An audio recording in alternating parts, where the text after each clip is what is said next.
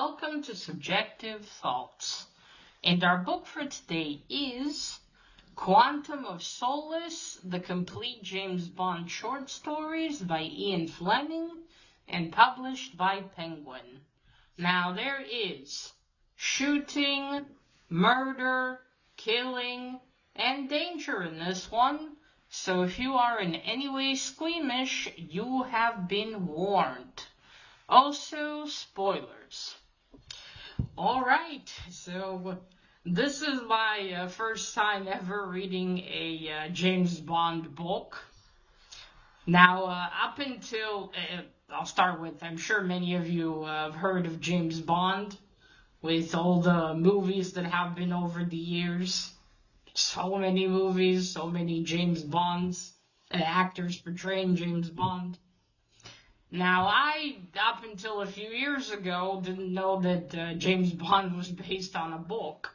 As a book character originally. Yeah, I've now learned that many things were originally books or something else. But yeah, I didn't know. And I thought, one day I'd like to read a book about James Bond. And the author who came up with James Bond is Mr. Ian Fleming, who is, I remember is the cousin of the actor Christopher Lee. There we go, I found his surname finally, Christopher Lee. So yeah, quite the talent in the family. But my friend Leor, he got himself some James Bond books. And he let me borrow this one. I was really excited because I finally read some original James Bond, how he was in the books. So this is like it says, a complete James Bond short stories. There's a lot of other books. There's like numbering, but I'm not sure because each book just contains more short stories, it seems. I don't think there's like 150 something page story. I think Mr. Fleming wrote a lot of them in the magazine and such, which was interesting. But yes, anyway. So yeah, this has short stories. It has, I'll show you in a moment. It has 9 of them actually. I thought it would just be 8, but it's 9 of them. There we go. Oh, no, it was 9. I just forgot. So, yeah, there you go. These are the stories in here. So, you got From a View to Kill, For Your Eyes Only, Quantum of Solace, Risco, not sure if I'm pronouncing it correctly, The Hildenbrand Rarity, Octopussy, The Property of a Lady, The Living Daylights, and then 007 in New York. Now, out of these, funny enough, I was most captivated by Quantum of Solace, which is funny because it's a story where James Bond just listens to someone else tell him a story. He doesn't even do anything spy-related in this one. But I was just very captivated by that one. That one, and I think the Hildebrand Rarity, and then, I think also The Living Daylights were among my favorite. And also For Your Eyes Only. That one was the saddest, I will say. From a View to Kill. I can't remember much about that one. What was that? Not funny. I can't know.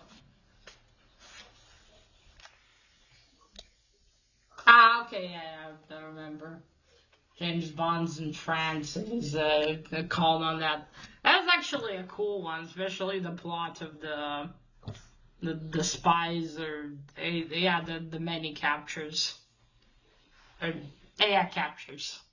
So yeah, so these are the effectively short stories. I don't think it really matters if you read the books in chronological order. It's just short stories, but so what I got from the character of James Bond, he's an agent of MI6, as we all know. He's Well, besides his eyes, not a lot is described about him physically, at least not his books. He has those gray-blue eyes, or blue-gray eyes. You know, he's like kind of like your sort of average man. He has the stuff he enjoys. Now, the time period this was written is like, what, 60s? So yeah, you know, he's a man who doesn't want to get married. He has, you know, his flings with all the ladies. And we got a hint in here that he does not like to think of his childhood. So perhaps his childhood was not very happy. There's no family described to him, so perhaps like it was, I think it was once told in the movies with Daniel Craig that he was an orphan. So maybe that's the case here as well. But yeah, he's you know, a mostly independent guy. He does his job, and he doesn't really enjoy when he has to go and kill someone. He must do it, but he's not thrilled about it particularly. So overall, the headed leveled guy was we don't know much about his past. Got into MI6 and was ahead with the ladies. So far we see what aspects they took for the movies. Trying to think of the movies of James Bond I saw, especially the old ones. Yeah, it's mostly portrayed like that. Here it's all written in the third person, so you get a lot of the thoughts James is having. And also, I think the iteration of him that doesn't work with this is the one with Daniel Craig, really, where he was a bit depressing, wasn't he, from what I remember. Again, it's been years since I saw those. But yeah, I'm much like how he's originally in the book and in the older movies, not the Daniel Craig ones. That's pretty much all fits. So you can see why they decided to make movies based on this character, because he's got all the cool elements for it. His interactions with them. And yeah, I imagine with a job like this, being married would be quite the struggle. Unless your wife happened to also work for MI6.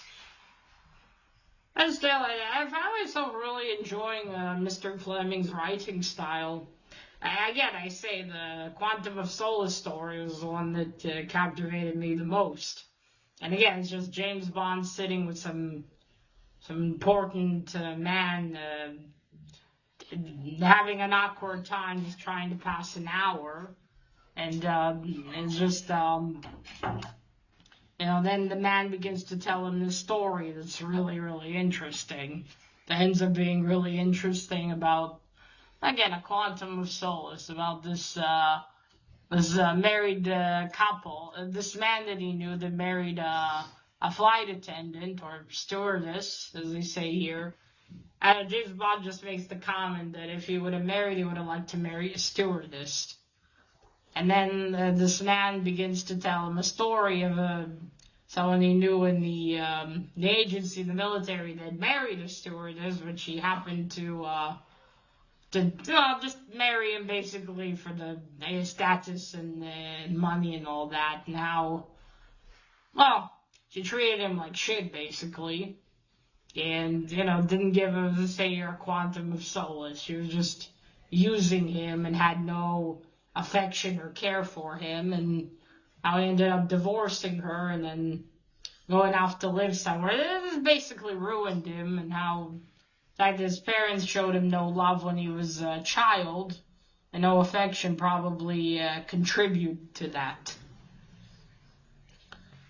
And then, the reveal of the end of the story is that said woman afterwards struggled a lot financially until the community they lived in, and I think it was Bermuda, took pity on her and invited her to a couple from the community and invited her somewhere with them and got her a job as a receptionist at a hotel.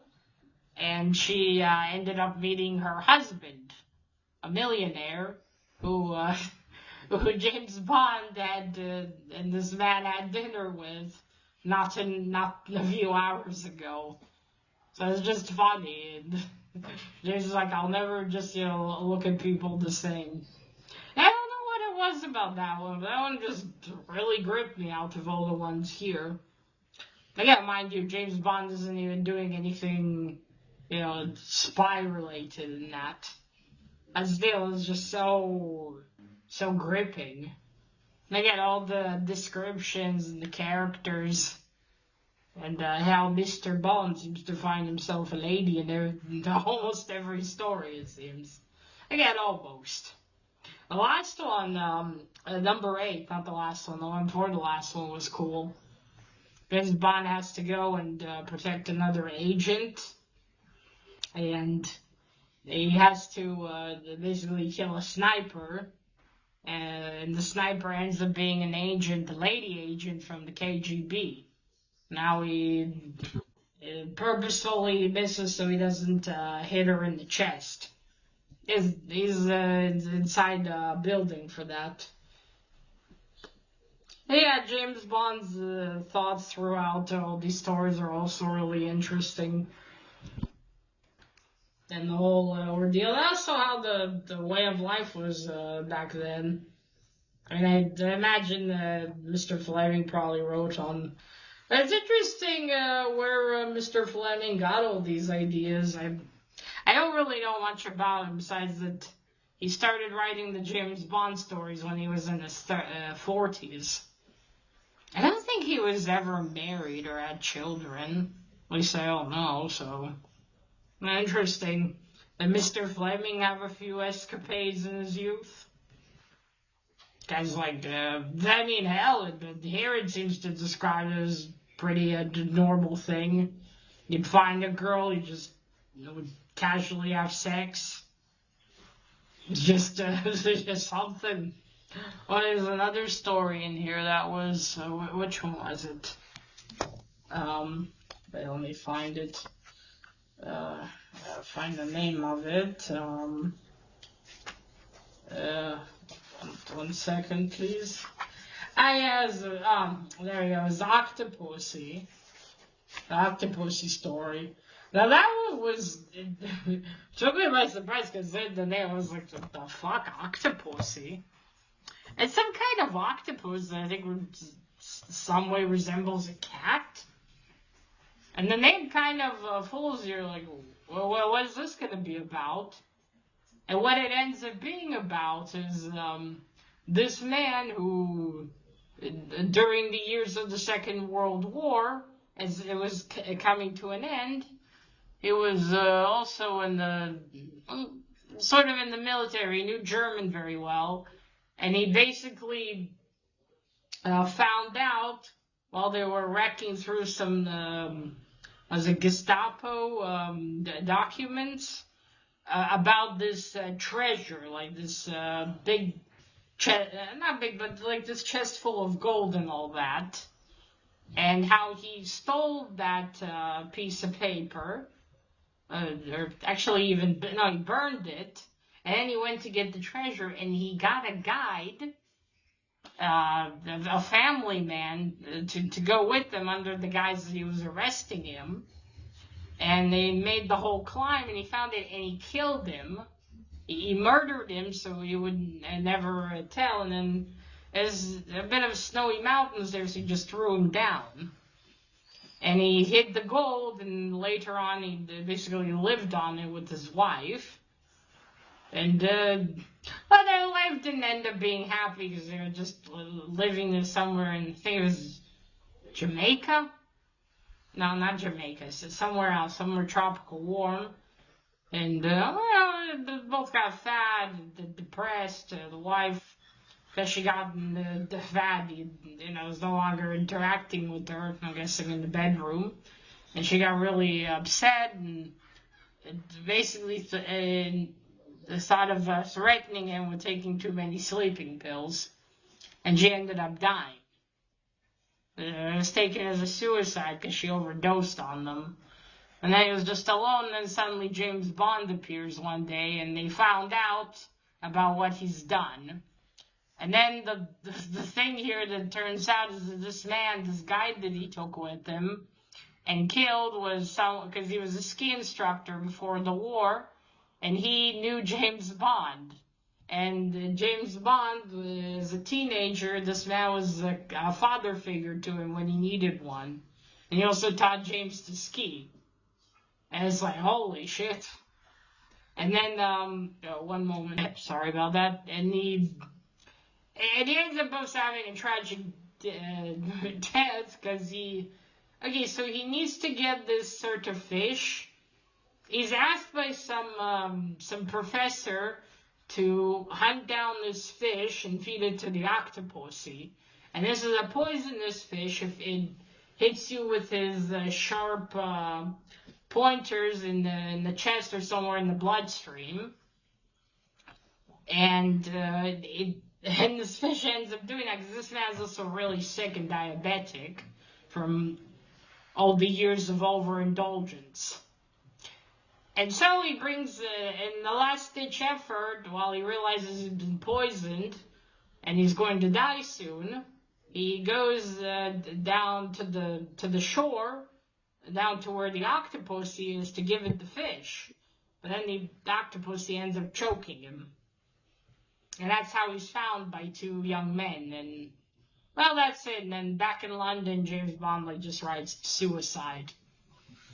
And that's a tragic end after all the gold he stole and, well, didn't bring him much happiness in the end, did it now? So, well, that was that. So, yeah, it was a really cool read, all of these. Yeah, the descriptions, how's life described there. And, the last story was actually something Mr. Fleming wrote about his experiences in New York and how he didn't like it. So, I guess to placate people, he wrote this short story, especially people from New York, that having James Bond in New York, basically. It's a short story. It's really interesting. He even wrote a special foreword to the people of New York for the American edition. But yeah, it's quite a lot of interesting things. Now, later on, more people wrote about James Bond. I've seen that there are other books, not by Mr. Fleming. So it would be interesting to find one of those one of these days and just compare it to this one, to the original writings of James Bond, just to see how it is. Yes, it might be just as interesting, or it might be vastly different, because obviously all this was written years after Mr. Fleming died. I wonder how exactly, though, because something has to be like 100 years old to be public domain, I think. Maybe it's different with book characters. I don't know. It's interesting, but definitely I would like to read more James Bond stories by Ian Fleming, especially the one, the Golden Finger, I think it was. Yeah, that one I would really like to read. So yeah, definitely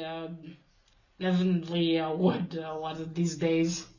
Oh, yeah, let me talk a bit about the cover. I've been blabbering here.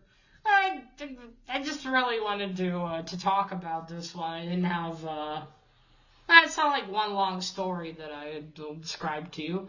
But yeah, so this is the cover. This is from an edition from the 90s, I think. Right, the early 2000s.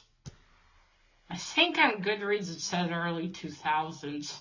But anyway, guys, got nice, like a soft baby blue, and then some turquoise. Makes a really nice combination. And you got this very pretty lady here on the side. Covering her chest, and she has some underwear. It's good. It's a real nice painting. I wonder if she's supposed to slightly resemble Marilyn Monroe. Maybe. And then at the bottom you have James Bond sitting there. You can't see his face. It's well, darkened. And it's a very eye-catching cover because, you know, you see the girl and then you got, okay, Quantum of Solace. And you got James. And as always with these short story collections, they pick one name for the title. And there you see you got close-up of the girl's face. And then you got James Bond holding a gun. Oh, and these birds are in the second story. And then I think that's Octopussy probably, and then some more fish. Yep, there you go. I'm sorry about the glare. Yeah, overall, a nice eye-catching cover. Oh, look, you got James Bond here, too. Okay, there we go. Yeah, in conclusion, I really enjoyed this. I liked Mr. Fleming's writing style quite a lot, and I definitely want to get more of these older stories in the future. I would definitely like to read some more these days. Also, again, I try to read James Bond stories by someone else, just to see how it compares. Maybe it'll be also good, but just different, because of course it's going to have it's going to be written in more modern times as well, not like the back then. Well, that's it, really. Good stuff. So yeah, if you've watched James Bond movies and you like the older movies, I would recommend this one. I recommend you read some of the old Ian Fleming stories. Oh, you know, Q wasn't here. Quarters Master. I think he was in one of the movies, but I wonder if he appears much in the in the books. M was here, and I'd say almost all of these stories, except the Quantum of Solace. M wasn't there. Yeah, M was here. The secretary. I think they also mentioned Miss Moneypenny. But yeah, the Quartermaster wasn't here. I wonder if he appears in one of the stories. And mostly James Bond gets his equipment. Granted, maybe all those pieces of equipment shit was something they've added more in the movies to, you know, make him more, more attractive, more, bigger than life.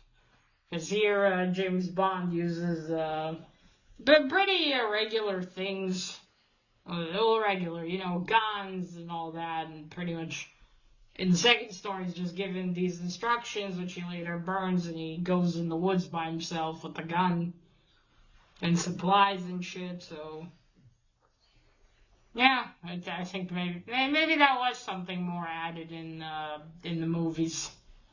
Who knows? But yeah, that's about it. That's all I had to say about this one. Again, if you watch the old movies and you're interested, I would recommend reading some James Bond by Ian Fleming. And that is it, folks. Let me know what you thought of the old James Bond stories by Ian Fleming. And if you read this book or any of the stories here, let me know down below in the comments. And that is it. Remember, collect what you're passionate about, share it on YouTube. Bye!